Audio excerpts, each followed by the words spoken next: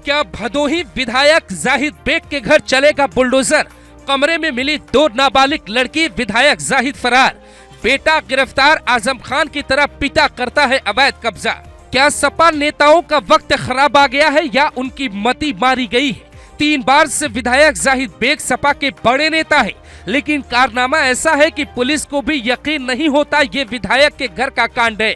मुस्लिम बेटी विधायक की कोठी में काम करती थी। विधायक का रौब है क्योंकि पिता भी राजनीति में थे। जाहिद बेग के पिता सांसद थे और अब सपा से जाहिद बेग विधायक। बारिश के दिनों में जब सड़क पर पानी भर गया था, तब 5 साल पहले जाहिद बेग ने योगी सरकार की पोल खोलते हुए वीडियो बनाया और खुद बारिश के दिनों में पानी से भरे सड़कों पर साइकिल चलाकर सुर्खियां बटोर रहे थे। कभी विधानसभा साइकिल से पहुंच जाते थे, लेकिन अब कोई साइकिल वाला उनके कांड पर बोलने को तैयार नहीं है। भदोही से सपा विधायक जाहिद बेग के घर नाबालिग बेटी ने आत्महत्या कर ली। 17 साल की बेटी के साथ एक और नाबालिग को वहां से बरामद किया गया है।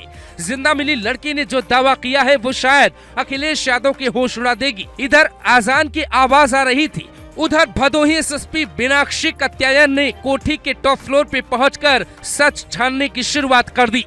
मीडिया में जो जानकारी आ रही उसकी पूरी कहानी आपको सुनाते हैं। सपा विधायक के घर में उनकी पत्नी, उनकी बेटी और एक बेटा रहता है, इसीलिए कोई कमी ना हो वो 2 नाबालिग बच्चियों को मजदूर की तरह नौकरानी बना कर रखता है।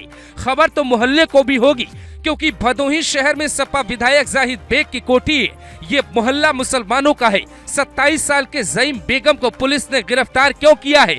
घर में ऐसा क्या हुआ था? हमने ध्यान से भदोही एसपी मीनाक्षी कात्यायन का जवाब सुना तो जो पता चला वो पूरी सच्चाई आप तक पहुंचा देगा। जांच के बाद जो तथ्य सामने आए हैं उसमें यह साबित हो रहा है कि कहीं न कहीं लड़की का शोषण हो रहा था और आत्महत्या करने के लिए वो प्रेरित हो रही थी और प्रेरित की गई थी। तो इसी नाते जो है पुलिस के तरफ से जो अपनी AHTU टीम भी उसमें थी, उसी टीम के सब इंस्पेक्टर के तहरीर पर 108 BNS की धारा में भी मुकदमा पंजीकृत किया गया है विधायक और उनकी पत्नी के अगेंस्ट। इसका मतलब क्या विधायक का बेटा जाहिद बेग इस नाबालिग बच्चियों के साथ कुछ करता था? क्या सपा विधायक के घर में ही बेटियों के साथ कुछ गलत हो रहा था? विधायक क्यों फरार है? पत्नी कहां छिपी है? क्या ऐसा किया गया है कि पूरा परिवार पुलिस की रडार पर आ गया है? ये है ज़ईम बेगम, जिसको पुलिस ने सुबह ही गिरफ्तार कर लिया। लेकिन क्या लखनऊ में सपा विधायक जाहिद बेग को किसी पार्टी या नेता ने छिपाया है? मंगेश यादव के परिवार से मिलने वाले अखिलेश अब उस बच्ची के परिवार से क्यों नहीं मिलते जिसने जावेद बेग के घर में जान दे दी है? पुलिस की FIR साफ कहती है कि बच्ची का मानसिक और शारीरिक शोषण हो रहा था। उसके बाद भी अखिलेश यादव पीड़ित परिवारों से क्यों नहीं मिलते? एक लड़की जिसको विधायक के आवास में बरामद किया गया वो जिंदा है, जिसके बयान में साफ है कि उसके साथ गलत हो रहा था। अब गलत कौन कर रहा था? सपा विधायक जाहिद बेग या उनका बेटा ज़ईम बेग या उनकी पत्नी? भदोही कभी माफिया विजय मिश्रा का गढ़ हुआ करता था। भदोही के पास वाली सीट ज्ञानपुर से ही विजय मिश्रा कई बार विधायक बने। हालांकि अब वो योगी सरकार के रडार की वजह से जेल में है। इधर दावा किया जा रहा है कि लंबे वक्त से ये दोनों लड़कियां विधायक के यहाँ काम करती थी।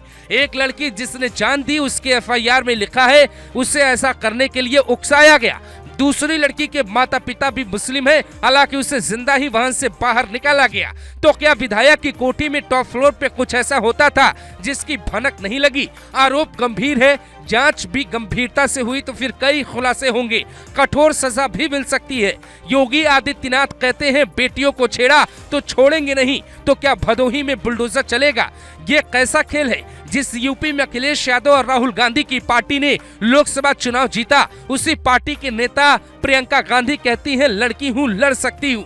लेकिन यहाँ एक लड़की लड़ते लड़ते जान गंवा देती है, दूसरी लड़की लड़ते लड़ते किसी तरीके से पुलिस के पास पहुँच जाती है। फिर भी सपा, कांग्रेस या किसी पार्टी की तरफ से भदोही की इस दर्दनाक खबर पे कोई पोस्ट क्यों नहीं है? लेकिन जब जाहिद बेग के घर बुलडोजर चलेगा तो सब दौड़ कर आएंगे ये कहने के लिए, देखो देखो योगी ने एक मुसलमान का घर तोड़ दिया।